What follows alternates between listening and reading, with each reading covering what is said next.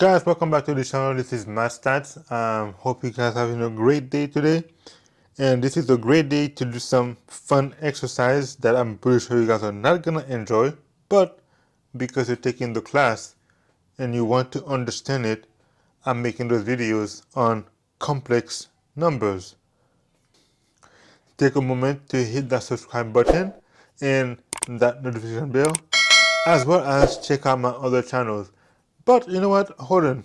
Um, if you are a new subscriber or if you are watching the videos, put a comment to tell me exactly what you're watching so I can give you a shout out, or I can give a shout out to your city or your country or your state, wherever you are, in the next video. I think I'm gonna start doing that more often, where I give you a shout out of people. Let's say you're watching from Austin. I say, hey, shout out to the people in Austin for checking out my videos. So guys, do this for me. If you are a new subscriber, put your name below and tell me where you are living, or tell me what state or city or country you are in. That way I can give you a quick shout out. Without any delay, let's get active. Today we are gonna do, I think, I'm gonna do two exercises of the easy ones, and then I guess I'm gonna do the hard one after that too. So let's say we have the square root of negative 64. Well, how do we get that? Well, remember, 64 is a perfect number, right? So what we're going to do is we're going to rewrite this as the square root of negative 1 times 64. Isn't that correct? Yes, that's correct. And we can use the power, the product rule, which is we can open the radical by doing negative 1 times the square root of 64. And now we can see what's going on now. Well, we know that the square root of negative 1 is equal to what? Is equal to I. So that will be I times 8, because that's going to be equal to 8, or 8I. And that's your answer. So the answer is 8I. Let's do something that is a bit much. Let's do one that is harder. Let's say we have the square root of 96 minus the square root of negative 125. Okay, so 96. What gives you 96?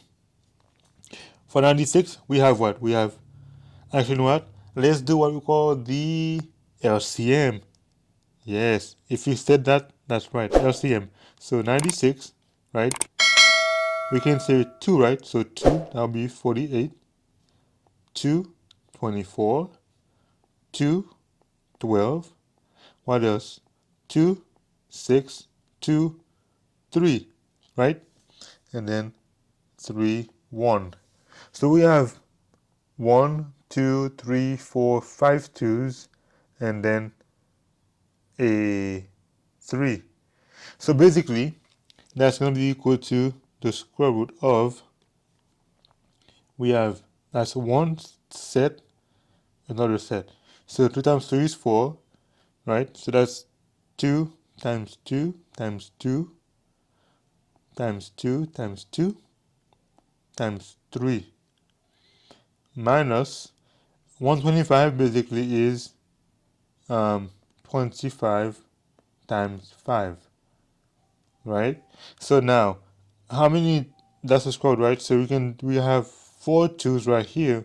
So that would be the square root of 2 to the power of 4 times 2 times 3 minus the, oh, my bad, that's a negative 5, minus negative 5 times 25.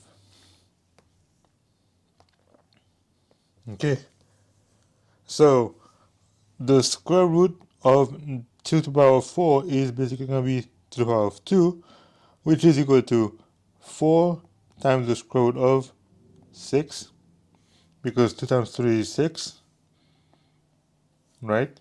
And then minus, I'm going to say negative, actually, you know what? I'm going to do it that way, actually. I'm going to do it that way. Let's do it this way instead. Let me show you what I'm going to do right now. I'm gonna break it down. So oops, I'm gonna break it down. So I'm gonna have 4 square root of 6 minus, this is basically equal to the square root of -1 times 5 times 25. And so that would be equal to um, 4 square root of 6 minus the square root of -1 times the square root of 5 times the square root of 25, which is 4 square root of 6 minus, what is square root of -1? It's I times negative square root of 5 times square root of 25. And that would be 4 square root of 6 minus square root of 25 is equal to 5, so that will be minus 5i square root of 5. And guess what? This is your answer. That's it. Well, let's go even further now. Let's do the square root of negative 121 xy, right? Plus the square root of 60 x squared y squared. And again, we're going to write this as the square root of -1 times 121 xy plus the square root of 60. What is 60? Well, in 60 we have 12 times 5, right? But we need a perfect number. So what if we do 4 times 3 times 5 x squared y squared, right? Because 12 times 5 is 60, so 4 times 3 is equal to 12. So now we can actually rewrite this as the square root of -1 times the square root of 121 times the square root of xy minus, or plus, my bad, the square root of 4 times the square root of 15 times the square root of x squared y squared.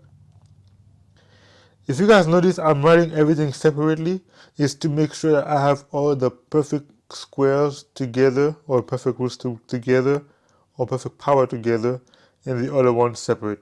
So that would be equal to I, and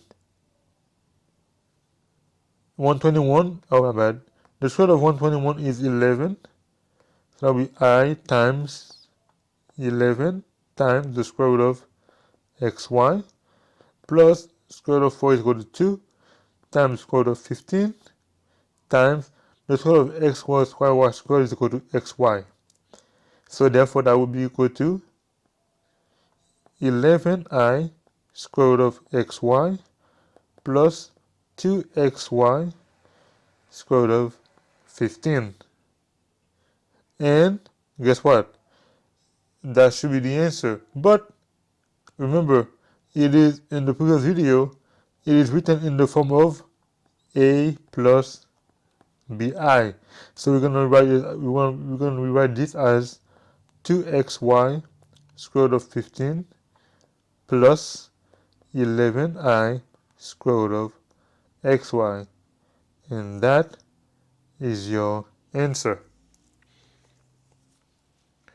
Okay, whew, guys, that's actually 3 videos right here. I'm gonna do the next 2 videos in the next video. I'm gonna do 2 more exercises in the next video, so don't go too far because we're gonna have another one.